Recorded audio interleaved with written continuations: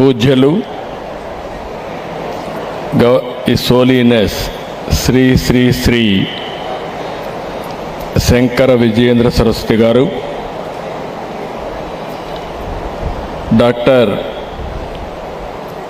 RV రమణి గారు, founder chairman of Shankara eye hospital,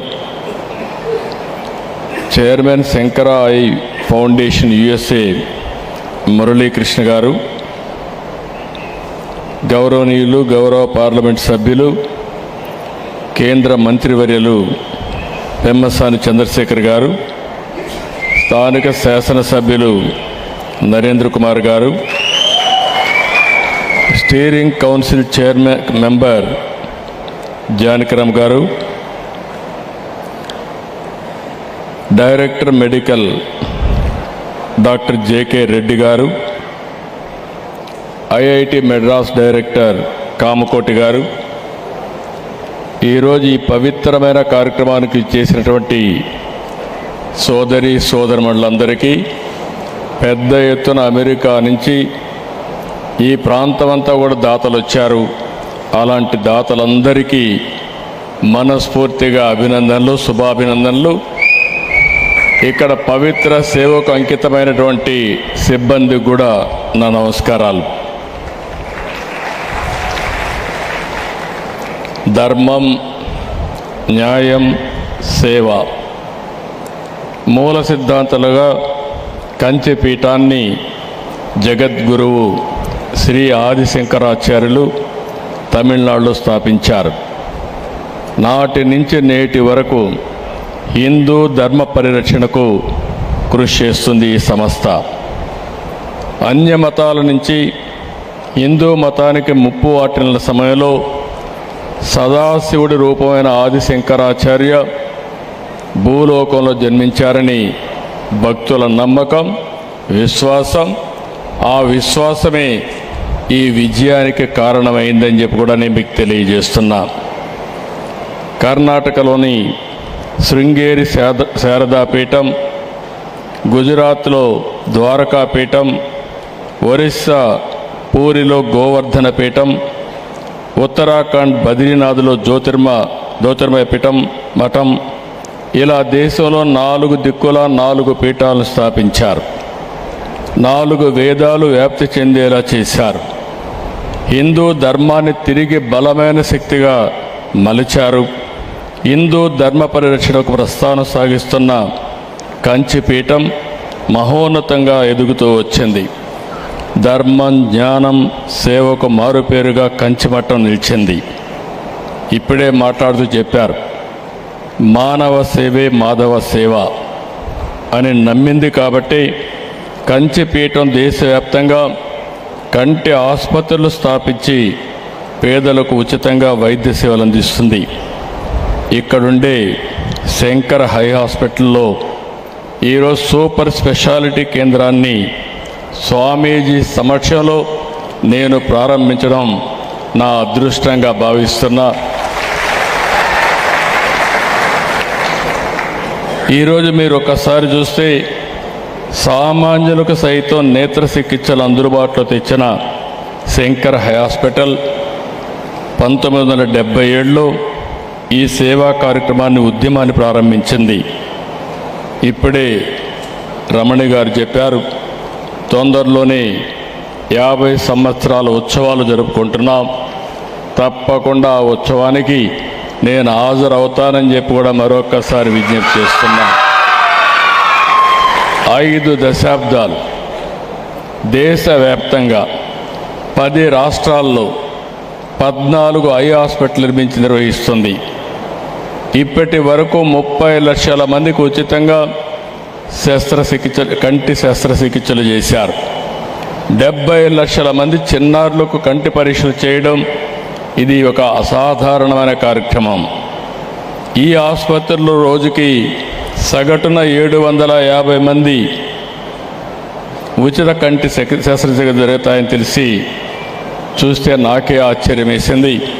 అలాంటి ఉదాత్తమైన కార్యక్రమాన్ని చాలా సమర్థవంతంగా నిర్వహిస్తున్న మిమ్మల్ని అందరినీ మరొక్కసారి రాష్ట్ర ప్రభుత్వం తరఫున అభినందిస్తున్న, ధన్యవాదాలు, కృతజ్ఞతలు కూడా.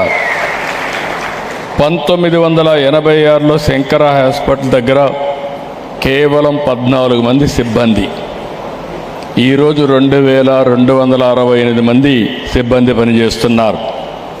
దేశం మొత్తం 2570 పడకలు ఉన్నాయి.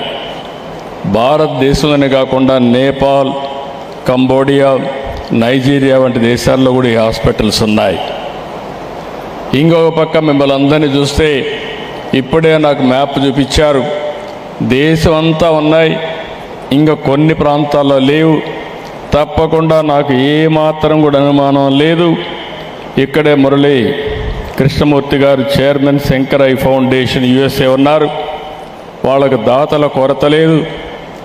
కామకోటి ఒక్కసారి కంచి పీఠంగాని పిలిపిస్తే మొత్తం దేశమే కాకుండా పక్క ప్రాంతాలకు కూడా బ్రహ్మాండమైన సేవలు అందించే దాతృత్వం, శక్తి ఈ పీఠానికి ఉందని చెప్పి కూడా మరొక్కసారి మీకు తెలియజేస్తున్నా.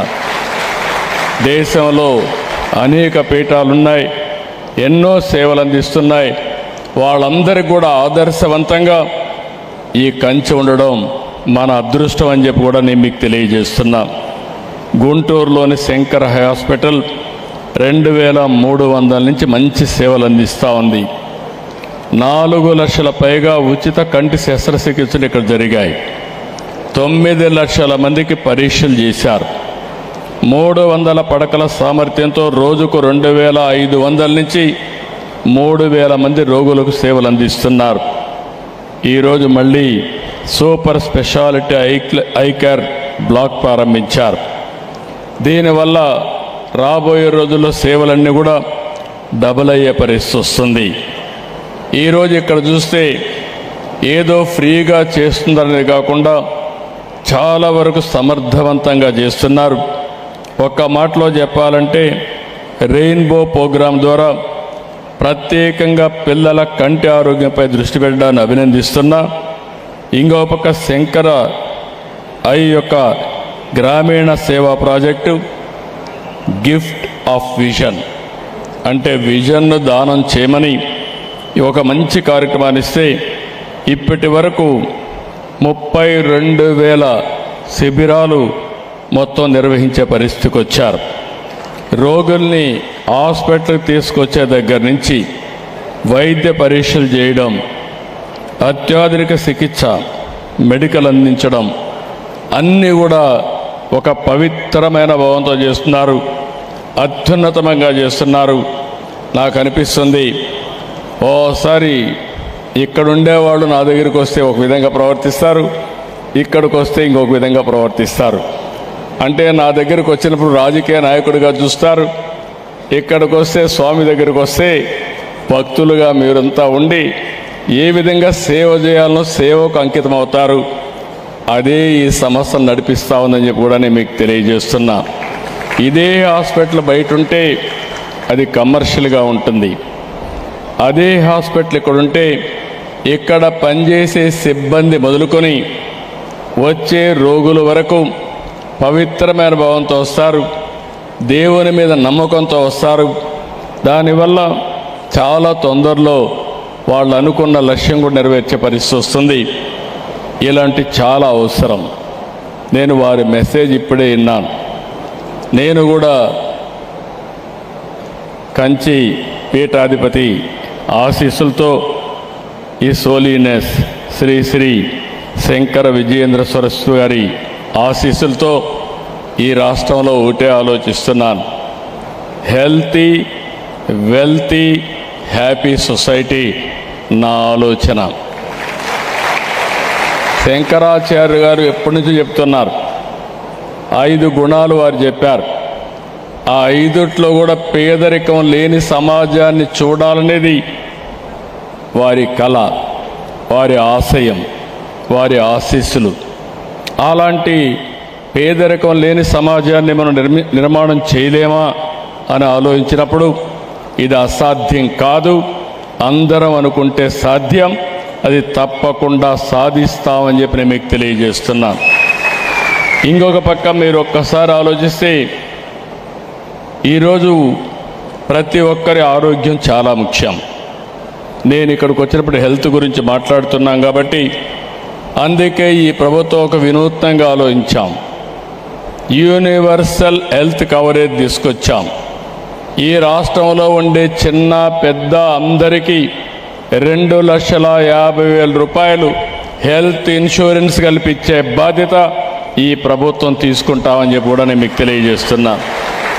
అంతేకాకుండా పేదవాళ్ళందరికీ 25 లక్షల వరకు విలువైన వైద్య సేవలు అందించడానికి ప్రభుత్వ విధానంతో ముందుకు పోతున్నాం.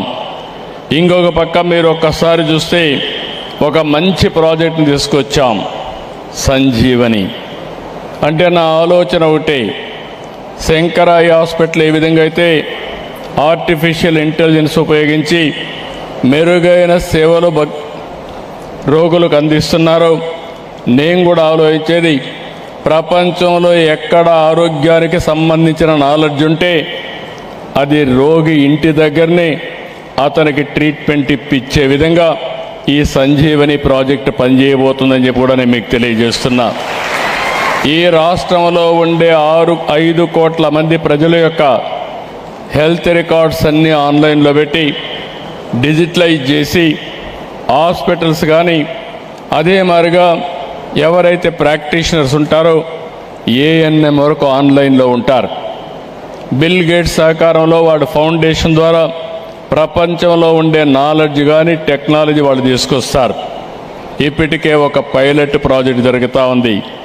ఈ ప్రాజెక్ట్ కానీ వస్తే రాబోయే రోజుల్లో ప్రపంచానికి ఆరోగ్య విషయంలో ఆంధ్రప్రదేశ్ ఒక మోడల్గా తయారవుతుంది. ఇది ప్రివెంటివ్ హెల్త్కి పోతున్నాం. అదే మరిగా క్యూర్ చేయడానికి కూడా బెస్ట్ నాలెడ్జ్ తీసుకుంటాం. ఇంకొక పక్క రియల్ టైం మానిటరింగ్ కూడా చేసి ఏ విధంగా తక్కువ కాస్ట్తో సమర్థవంతంగా హెల్త్ ఇవ్వగలుగుతామో హెల్త్ ఇచ్చే విధంగా ముందుకు పోతానని చెప్పి కూడా నేను మీకు తెలియజేస్తున్నా. ఈరోజు మనందరం గుర్తుపెట్టుకోవాల్సిన అవసరం ఉంది. డబ్బు, హోదా, ఆస్తులు, బంగళాలు, కార్లు ఎన్ని ఉన్నా ఆరోగ్యం లేకపోతే ఉపయోగం లేదు.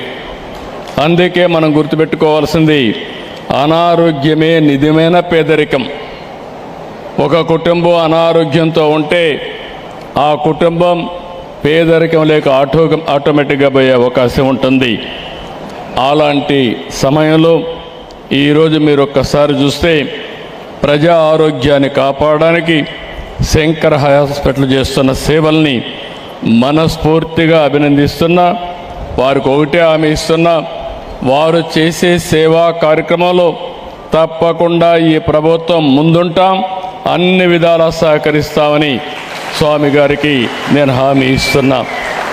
ఈరోజు మేమందరం చూస్తే సేవే పరమావధిగా భావించే శ్రీ శ్రీ శ్రీ శంకర విజయేంద్ర సరస్వతి గారు స్వామి గారి మార్గదర్శనంలో నేను వారితో ఎప్పటికప్పుడు టచ్లో ఉంటా.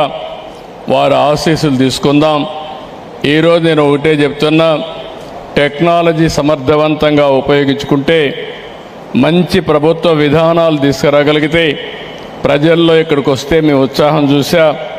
మీరందరూ సహకరిస్తే ప్రపంచానికి ఆంధ్రప్రదేశ్ రాష్ట్రం ఒక నమూనాగా తయారు చేసే శక్తి ఈ రాష్ట్రానికి ఉంది. అది సంపద విషయంలో కావచ్చు, జ్ఞానం విషయంలో కావచ్చు, లేకపోతే ఆరోగ్య విషయంలో కావచ్చు, ఏ విషయంలో అయినా మనం నెంబర్ 1గా ఉంటాం. ఇప్పుడే స్వామి గారు ఒక మాట చెప్పారు. ఆ రోజు ఉన్నటువంటి స్వామికి, కంచి స్వామికి దేవస్థానం విరాళంగా ఇస్తే ఈ డబ్బులతో సమానంగా ఇంకొంత డబ్బులు ఇచ్చి ధర్మ ప్రచార పరిషత్తు కోసం ఉపయోగించమని ఆ రోజు చెప్తే ఆ రోజటి నుంచి ప్రారంభించారు.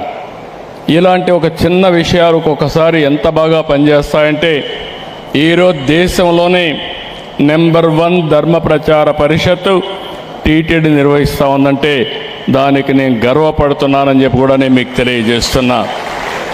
ఆ రోజు ఎన్టీ రామారావు గారు అన్నదాన కార్యక్రమం ప్రారంభిస్తే ఈరోజు భక్తుల సహకారంతో ఎవరు వచ్చినా ఉచితంగా అన్నదానం శ్రీ వెంకటేశ్వర స్వామి దగ్గర ఇస్తున్నారంటే అది ఆనాటి ఎన్టీఆర్ రామారావు గారు చూపించిన చొరవని చెప్పి నేను మీకు తెలియజేస్తున్నా. ఇంకొక పక్క నేను వస్తానే ప్రాణదాన కార్యక్రమాన్ని నేను ప్రారంభించాను. ఆ ప్రాణదాన కార్యక్రమాన్ని ప్రారంభించి సిమ్స్ హాస్పిటల్లో నేను ఆ కార్యక్రమం ప్రారంభించి వెంకటేశ్వర స్వామికి ఆ రోజు బ్రహ్మోత్సవాల సందర్భంగా లాంఛనాలు సమర్పించే పరిస్థితిలో నా మీద 23 క్లేమోర్ మైన్స్ బ్లాస్ట్ చేస్తే సాక్షాత్తు వెంకటేశ్వర స్వామి నన్ను కాపాడిన విషయం మరొక్కసారి మీ దృష్టి తీసుకొస్తున్నా. ఆ తర్వాత నేను ఆ కార్యక్రమం సాగుతూ ఉంది. మళ్ళీ కొత్తగా నేను శ్రీవారి సేవకులను ఒక కార్యక్రమం పెడితే శ్రీవారి భక్తులు ఈరోజు మీరు చూస్తే బ్రహ్మాండంగా వాలంటరీ సర్వీసులు చేసే పరిస్థితికి వచ్చారు. ఇప్పుడు మొన్నే ఇంకొక కార్యక్రమం కూడా ప్రారంభించాను. ఆ కార్యక్రమం వెంకటేశ్వర స్వామి దేవాలయాలు ప్రతి ఒక్క క్యాపిటల్లో ఉండాలి. భారతదేశంలో అన్ని రాజధానుల్లో వెంకటేశ్వర స్వామి దేవాలయం ఉండాలి. ఇంకొక పక్క ప్రపంచంలో హిందువులు ఎక్కడుంటే అక్కడ వెంకటేశ్వర స్వామి దేవాలయం కట్టాలని సంకల్పించామని చెప్పి కూడా నేను మీకు తెలియజేస్తున్నా. ఇంకొక పక్క 5,000 దేవాలయాల్ని వెంకటేశ్వర స్వామి దేవాలయాల్ని గ్రామీణ ప్రాంతాల్లో కూడా నిర్మాణం చేయాలని సంకల్పించాం. వేద పండితుల కోసం ఇప్పుడే స్వామివారి ఆదేశాల ప్రకారం దగ్గర 700 మందికి ప్రత్యేక శిక్షణలు ఇచ్చి వాళ్ళందరికీ కూడా ఆందోళన ఇచ్చే కార్యక్రమానికి శ్రీకారం చుట్టాం. ఇప్పుడే వారు ఒక మాట చెప్పారు. ఈరోజు మన కుటుంబ వ్యవస్థ పటిష్టంగా ఉందంటే ఇలాంటి కంచి లాంటి పీఠాలు చాలా కృషి చేశాయి. ఈరోజు ఒకే మాట చెప్తున్నాను, ప్రపంచంలో ఏ దేశానికైనా వెళ్ళండి, ఏ దేశంలో లేని కుటుంబ విలువలుండే ఏకైక దేశం భారతదేశం అని చెప్పి మరొక్కసారి మీకు విజ్ఞప్తి చేస్తున్నా. అది అమెరికాకి వెళ్ళండి, ఆస్ట్రేలియాకి వెళ్ళండి, ఆఫ్రికాకి వెళ్ళండి, లేకుంటే యూరోప్కి వెళ్ళండి, ఏ దేశంలో ఎలాంటి కుటుంబ వ్యవస్థలు లేవు. అలాంటి కుటుంబ వ్యవస్థ వారసత్వంగా వచ్చిందంటే దానికి కారణం ఆ రోజు ఏదైతే శంకరాచార్య గారు ఒక విలువల్ని ప్రమోటింగ్ చేశారో అక్కడి నుంచి ఎన్నో మంది ట్రస్టులు కానీ దేవాలయాలు కానీ చేశారు. దాని ప్రభావమే ఈరోజు భారతదేశ కుటుంబ వ్యవస్థ అని చెప్పి నేను మీకు తెలియజేసుకుంటూ ఒక మంచి సమయం, చాలా సంతోషం. ఈరోజు ఎన్ని హాస్పిటల్స్ కట్టినా ఓసారి ఇలాంటి సంస్థలు చాలా అవసరం. మనకు హాస్పిటల్లో ట్రీట్మెంట్ ఇస్తారు కానీ మానసిక ఆనందాన్ని లేకుంటే మానసిక వికాసాన్ని కల్పించే ఏకైక సంస్థలు ఈ యొక్క స్పిరిచువల్ రిలీజియస్ సెంటర్స్ అని చెప్పి కూడా నేను మీకు తెలియజేస్తున్నా. ఈ సంస్థలు లేకపోతే మనకందరికి ఇంకా పిచ్చి పట్టేది, ఇంకా చాలా మెంటల్ హాస్పిటల్ కట్టేవాళ్ళు. అందుకే ఏదైనా సమస్య వస్తే ఎవరైనా దేవుడి మీద భారం వేస్తాం. ఆ భారం వేసి అక్కడి నుంచి మానవ ధర్మాన్ని మనం పాటిస్తే ఆటోమేటిక్గా సమస్య పరిష్కారం అవుతుంది. అదే ఈ ప్రపంచాన్ని నడిపిస్తుంది. ఎంత పెద్ద శాస్త్రవేత్తలైనా కడాన దేవునిపైన భారం వేస్తున్నారు తప్ప ఇంకొకటి కాదు. ఇక్కడ కామకోటిని చూశాను, IIT Chennai director, IIT Madras director, one of the best institute in India, టెక్నాలజీలో ఆయన ఎక్స్పర్ట్. కానీ ఇక్కడ మాత్రం ఈ ధర్మాన్ని కాపాడడానికి మాత్రం నిజమైన భక్తుడుగా ఇక్కడుంటాడు. అది విశిష్టత అని చెప్పి మరొక్కసారి మీకు తెలియజేస్తున్నా. అదొక నమ్మకం, అదొక ట్రస్ట్, అదే ఈ ప్రపంచాన్ని నడిపిస్తూ ఉంది.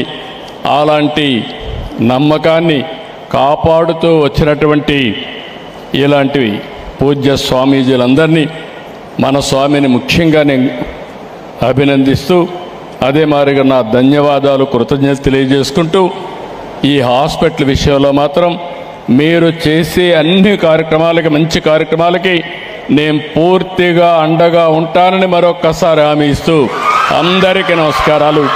జై హింద్.